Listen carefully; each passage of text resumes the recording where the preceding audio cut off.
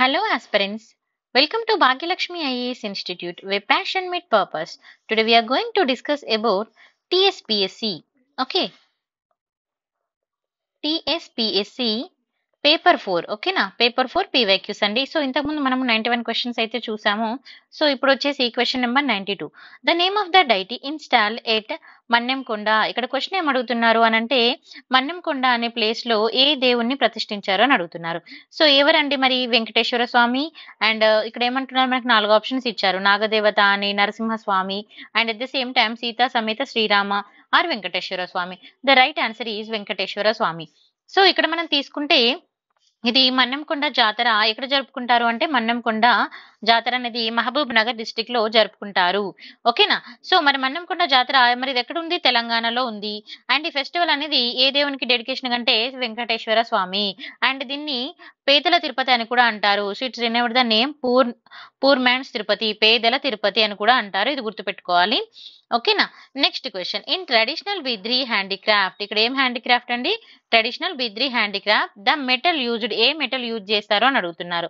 So the right answer is here zinc and copper. Okay, the right answer is zinc and copper inlaid with a thin sheets of silver. So this is the right answer. Zinc and copper అనేది use చేస్తారు. And Bidri wear అనేది మనం కొంచెం చూసుకోవాల్సి ఉంటుంది. అంటే ఇది ఎక్కడి నుంచి వచ్చింది ఏంటి అనేది కూడా కొంచెం మనము ఒక ఐడియా అయితే పెట్టుకోవాల్సి ఉంటుంది. అండ్ ఎస్పెషల్ గా ఇది తీసుకుంటే, దీని హిస్టరీ తీసుకుంటే, history city of Bidar. Bidar మరి ఎక్కడ ఉంటుంది? Bidar situated in Karnataka. ఇది ఒకటి చూసుకోవాలి. నెక్స్ట్, క్రాఫ్టింగ్ ప్రాసెస్ అనేది ఏ విధంగా ఉంటుంది అనేది ఒకటి ఇంపార్టెంట్. సో క్రాఫ్టింగ్ ప్రాసెస్ ఏ విధంగా ఉంటుంది? Crafted usually they alloy the copper and zinc. They commonly known as ఏమని పిలుస్తారు? మన గన్ మెటల్ అని కూడా పిలుస్తారు. ఓకేనా. So Bidri ware are meticulous crafted using ఏం యూజ్ చేస్తారు? Copper and zinc. ఈ రెండు గుర్తుపెట్టుకోండి. తర్వాత ఆర్టిస్టిక్స్ ఎక్స్ప్రెషన్స్ ఏ విధంగా ఉంటుంది అనేది ఇదంతా డీటెయిల్ గా అవసరం లేదు, జస్ట్ మీకు ఒక ఐడియా ఉండాలని మీకు ఇచ్చాను. తర్వాత Hyderabad prouds heritage. So Hyderabad proud heritage తీసుకున్నప్పుడు ఇక్కడ మనకి బీద్రీ వేర్ అనేది ఏ విధంగా దాని రోల్ ఉంటుంది అనేది మనకి ఇంపార్టెంట్. ఓకేనా. Next question number 94. Which of the following Muslim historians and chronicle. ఓకేనా.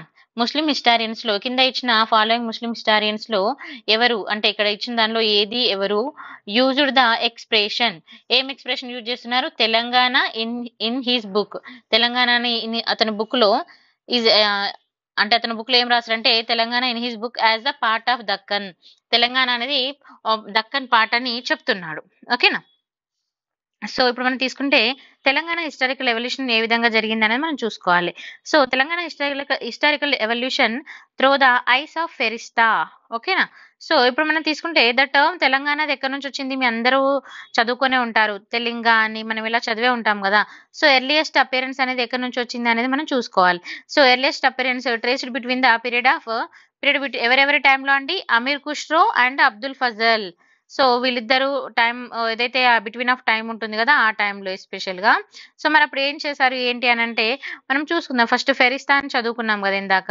So it's the renowned historian Ferishta born. ఈ ఫెరిస్తా ఎక్కడ వాళ్ళు జన్మించారు అని అంటే చూడండి, అస్ట్రాబాద్, ఇరాన్. ఇక్కడ ఇరాన్ లో. ఓకేనా. అండ్ తన ఇంపార్టెంట్ రోల్ ఏంది మరి? అసలు తన గురించి ఎందుకు చదువుకుంటున్నాం మనం ఇక్కడ అని అంటే తన ఇంపార్టెంట్ రోల్ అనేది మనకి ఇక్కడ, తన రోల్ అనేది మనకి ఇక్కడ ఇంపార్టెంట్ అన్నట్టుగా.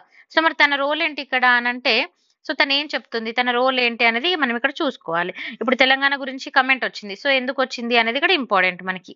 ఓకేనా. సో తీసుకున్నప్పుడు చూద్దాం ఇక్కడ మనం హిస్టారికల్ పాయింట్ ఆఫ్ వ్యూలో తన కాంట్రిబ్యూషన్స్ అండ్ వర్క్ తీసుకున్నప్పుడు ఏ విధంగా ఉంది అని అంటే తను ఒక క్రొనాలజీ అయితే ప్రొవైడ్ చేయడం జరిగింది. అండ్ తను కొన్ని ఇంపార్టెంట్ బుక్స్ కూడా రాయడం జరిగింది. ఇంపార్టెంట్ బుక్స్ తీసుకున్నప్పుడు ఇక్కడ ఏమిటంటే తారిఫ్ ఈ ఫెరిస్తా. ఓకేనా.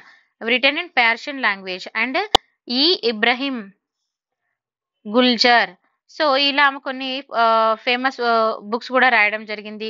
Next come to the our point, Telangana as a Tilang. Telangana as a Tilang, ఈ వర్డ్ అందరూ గుర్తుపెట్టుకోవాలి. తెలంగాణ గురించి టాపిక్ చదువుకోవాలి. ఓకేనా. And in his book Ferishta referred to the region now encompassed the Telangana as the Tilang. So ఏమంటున్నారు? Telangana as the Tilang. And his detail account, ఇంకా దాని గురించి ఏం చెప్తున్నారంటే కల్చరల్ గా పొలిటికల్ గా ఆస్పెక్ట్ తీసుకున్నప్పుడు తిల్లాంగ్ అనేది ఏ విధంగా ఉంది అనేది కూడా వాళ్ళు చెప్పడం జరిగింది. తర్వాత సుల్తాన్, ఇది మరి ఏ టైంలో జరిగింది అని అంటే సుల్తాన్ ఇబ్రహీం ఆదిల్ షా. గుర్తుపెట్టుకోండి నేమ్ ఒకటి. అండ్ తెలంగాణ వర్డ్ ఎక్కడి నుంచి వచ్చింది అంటే మనం ఇక్కడ చాలా డిఫరెంట్ స్టోరీస్ కూడా మనకు ఉంటాయండి.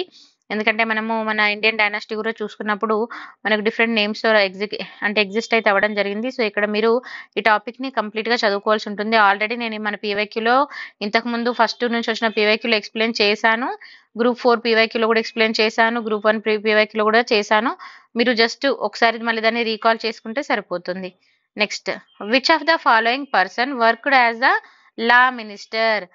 ఎలా వర్క్ చేశారంటే లా మినిస్టర్ గా వర్క్ చేశారు. ఎక్కడ? In the Nizam state. ఎక్కడండి? Nizam state. As per the part of the administrative reforms of Salar Jung. మరి ఎవరి అడ్మినిస్ట్రేటివ్ రిఫార్మ్ లో పార్ట్ గా ఉన్నారు? Salar Jung. So the right answer is, ఇక్కడ మనకి 4 ఆప్షన్స్ ఇచ్చారండి. Shahab Jung Bahadur and Shamsher Jung Bahadur and Nawab Basheer ud Daula and ముఖారాం ud Daula Bahadur. So మన రైట్ ఆన్సర్ వచ్చేసి నవాబ్. ఓకేనా, నవాబ్ బాషీర్ ఉద్దౌలా.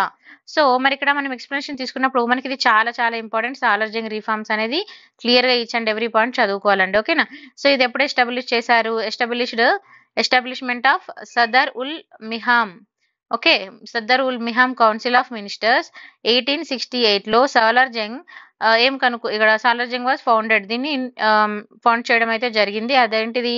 సాదర్ ఉల్ మిషామ్. సో ఇది ఒక కౌన్సిల్ అండి. ఇది వచ్చేసి ఏంటి? Council of ministers. సో ఇక్కడ ఎవరుంటారు? Council of ministers and stream line of the governor. ఎక్కడండి? ఇది మరి హైదరాబాద్ లో.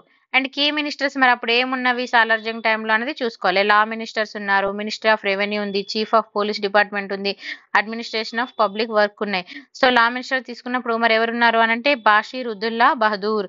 అండ్ మినిస్టర్ ఆఫ్ రెవెన్యూ అంటే Mukarram Uddaula Bahadur. And chief of police department అంటే షంషీర్ జంగ్ బహదూర్. సో ఇలా మనకి డిఫరెంట్ పర్సన్స్ ఉన్నారు. తర్వాత administration of public work and other department తీసుకున్నప్పుడు ఎవరున్నారండి? సాలార్ జంగ్ ఉన్నారు. తర్వాత ఇంకా పర్సనల్ సెక్యూరిటీగా సాలార్ జంగ్ ఎవరున్నారు అనేది కూడా మనం చూసుకోవచ్చు. చూడండి, Syed Hussain Bilgrami served as a Salar Jung trusted personal security. ఓకేనా. And other reforms and initiative తీసుకున్నప్పుడు రెవెన్యూ రిఫార్మ్స్ ఉన్నాయి. అక్కడ హాలీ సిక్కా రిఫార్మ్స్ ఉన్నాయి. రెవెన్యూ రిఫార్మ్స్ ఎప్పుడండి? 1864 లో. సో మరి రెవెన్యూ రిఫార్మ్ లో ఏం చేసేవాళ్ళు అనేది కూడా మనం చూసుకోవాలి. Salar Jung established the revenue board ని ఎస్టాబ్లిష్ చేయడం జరిగింది. ఎప్పుడు? 1865 లో. అండ్ ఇంకా ఇతను ఏం ప్రపోజ్ చేశారు? జిలాబందీ సిస్టమ్ అంటే ఇది ఒక పార్ట్ ఆఫ్ గా రెవెన్యూ మెజర్ లో ఇది ఒక పార్ట్ అని చెప్పొచ్చు.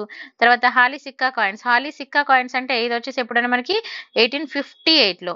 ఓకేనా, 1858 లో సాలార్ జంగ్ ఇంట్రడ్యూస్ చేశారు హాలీ సిక్కా కాయిన్స్ ని. ఇది గుర్తుపెట్టుకోండి. అండ్ విచ్ వర్ అప్పుడు ఇంకా మనకి ఏమన్నా silver coins with the value of మనము వాల్యూ తీసుకున్నప్పుడు దాని వాల్యూ ఎంత ఉంది? 15% less than the British rupee. So ఈ సిల్వర్ కాయిన్ యొక్క వాల్యూ ఎంత ఉంది అనేది కూడా మనం చూసుకోవచ్చు. తర్వాత ఇన్ఫ్రాస్ట్రక్చర్ డెవలప్మెంట్ కూడా చాలా బాగా చేయడం అయితే జరిగింది. లైక్ ఇప్పుడు గ్రాండ్ ట్రంక్ రోడ్ కానీ 1868 లో, తర్వాత నిజాం స్టేట్ రైల్వే కానీ ఇలాంటివి మనం చూసుకోవచ్చు. తర్వాత ఎడ్యుకేషనల్ ఇన్స్టిట్యూషన్ కూడా మనకి అప్పుడు చాలా ఉన్నాయి. Like engineering college and city high school establishment 1870 లో జరిగాయి. తర్వాత చాదర్ఘట్ స్కూల్, ఇది అందరికీ చాలా ఐడియా ఉన్నది, ఇది ఇంపార్టెంట్ కూడా. Chaderghat school and Madrasa Aliya Nobel prizes were founded in ఎప్పుడంటే 1873. సో ఇలా మనకి కొన్ని స్కూల్స్ ఇంపార్టెంట్ నేమ్స్ అయితే ఉన్నవి. ఇంకా రిమైనింగ్ కంటెంట్ జస్ట్ ఒకసారి ఐడియా కోసం చదువుకోండి. Next, name the district of Telangana. ఇక్కడ ఏమంటుండో తెలంగాణ డిస్టిక్ ఒక నేము అడుగుతుండదు, ఏంటిదో మనం చూద్దాం. So name the district of Telangana in which neither the river Krishna nor the river Godavari flows. ఇక్కడ ఏమంటుండు? తెలంగాణలో ఉన్న ఒక డిస్టిక్ లో రివర్ కృష్ణ వెళ్ళదంటే, ఆ గోదావరి వెళ్ళదంటే, మరి అది ఏ డిస్టిక్ అని అడుగుతున్నారు. So the right answer is Medak only. So ఇప్పుడు చూడండి, గోదావరి రివర్ తీసుకున్నప్పుడు, గోదావరి రివర్ ఒక బేసిన్ తీసుకున్నప్పుడు మన తెలంగాణలో ఏ విధంగా ఉంటుంది? గోదావరి ఎంటర్ ఇంటూ తెలంగాణ ఎక్కడ ఎంటర్ అవుతుంది? నిజామాబాద్ డిస్టిక్ లో ఎంటర్ అవుతుంది. మరి it flows into different districts లోకి వెళ్తుంది. నిర్మల్, నిజామాబాద్, జగిత్యాల, మంచిర్యాల, పెద్దపల్లి, జయశంకర్ అండ్ భద్రాద్రి. ఇలా మనకి డిఫరెంట్ ప్లేసెస్ నుంచి వెళ్తుంది. ఓకేనా. And it touch the back water of the Sriram Sagar dam ని కూడా టచ్ అవుతూ ఉంటుంది. తర్వాత కృష్ణా బేసిన్ తీసుకున్నప్పుడు ఎక్కడ స్టార్ట్ అవుతుందండి? కృష్ణా బేసిన్ అనేది ప్రజెంట్ డే తెలంగాణ ఈ spread across the various districts. చాలా ప్లేసెస్ కి ఇది స్ప్రెడ్ అయిందని చెప్తున్నారు. అవేంటి? వికారాబాద్, రంగారెడ్డి, హైదరాబాద్ అండ్ రంగారెడ్డి, శంషాబాద్ రంగారెడ్డిలో. ఓకేనా. తర్వాత మేడ్చల్, నారాయణపేట్, పాలమూరు, వనపర్తి, జోగులాంబ, ఓకేనా, జోగులాంబ, గద్వాల్. తర్వాత Nagar Kurnool, Yadadri, Nalgonda, Suryapet, Jangaon, Warangal rural and Manukota and Khammam. So ఇలా మనకి ఇంకా అడిషనల్ గా తీసుకున్నప్పుడు ఇంకా కొన్ని కూడా ఫ్యూ డిస్ట్రిక్ట్స్ ఏంది అర్బన్, మన Warangal urban and Bhupalpally districts కూడా ఉన్నాయి. బట్ ఇక్కడ ఎక్కడన్నా మనకి మెదక్ టచ్ అయిందండి, లేదు. సో గుర్తుపెట్టుకోవాలి ఏవి టచ్ అవుతున్నాయి అనేది important. So what was the minimum duration of the residence required under the 1933 ఫార్మానా? ఇక్కడ ఏమంటున్నాడు, what was the minimum duration, ఎంత మినిమం డ్యూరేషన్ అవసరము, ఎందుకు అనంటే డ్యూరేషన్ ఆఫ్ రెసిడెన్స్ కోసం, రెసిడెన్స్ రిక్వైర్డ్ అండర్ ద ఫార్మానా. ఈ ఫార్మానా అనేది ఎందుకు మళ్ళా to be recognized as a ముల్కీ అంటే అర్థం ఏంటండి, లోకల్స్. ఓకేనా. సో మనం లోకల్ గా గుర్తుపెట్టాలనంటే ఎన్ని ఇయర్స్ మినిమం రెసిడెన్స్ ఉండాలి, 15 ఇయర్స్ మినిమం రెసిడెన్స్ అండి. ఓకేనా. సో అప్పుడు ఏది మన సారీ మన ఉస్మాన్ అలీ ఖాన్ టైం. సో మీర్ ఉస్మాన్ అలీ ఖాన్ టైంలో, సో మీర్ ఉస్మాన్ అలీ ఖాన్ ఫర్మానా ఏం అడ్రస్ చేస్తుంది అంటే ముల్కీ యొక్క ఇష్యూని హైదరాబాద్ ఏ విధంగా ఉంది అనేది అడ్రస్ చేస్తుంది 1933లో. సో ఈ ఫార్మానా మనకి ఏం చెప్తుంది అనేది కూడా మనం చూసుకోవాలి. ఇక్కడ 1933లో తీసుకున్నప్పుడు ఇక్కడ నిజాం ఆఫ్ హైదరాబాద్ ఒక ఫర్మాన్ని ఇష్యూ చేసింది.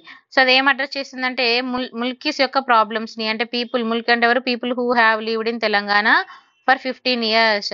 సో మరి మేజర్ గా అప్పుడున్న ప్రాబ్లం, ఎప్పుడున్న ప్రాబ్లం ఏంటి అని అంటే ఎంప్లాయ్మెంట్ రిక్వైర్మెంట్. సో లోకల్ ఉద్యోగాలని లోకల్స్ కి ఇవ్వాలి అని.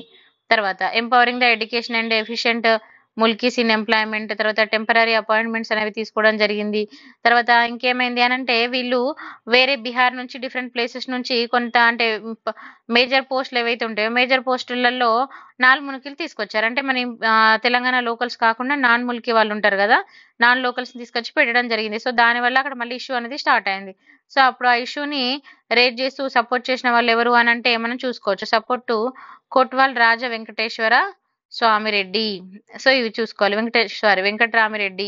సో ఇలా ఎవరు సపోర్ట్ చేశారనేది కూడా ఇంపార్టెంట్. తర్వాత public apprehensions for the Nizam ఫర్మాన్. పబ్లిక్ ఏ విధంగా రియాక్ట్ అవుతున్నారు, రెస్పాన్సిబిలిటీ ఏ విధంగా ఉన్నది అనేది కూడా మనకి ఇంపార్టెంట్. నెక్స్ట్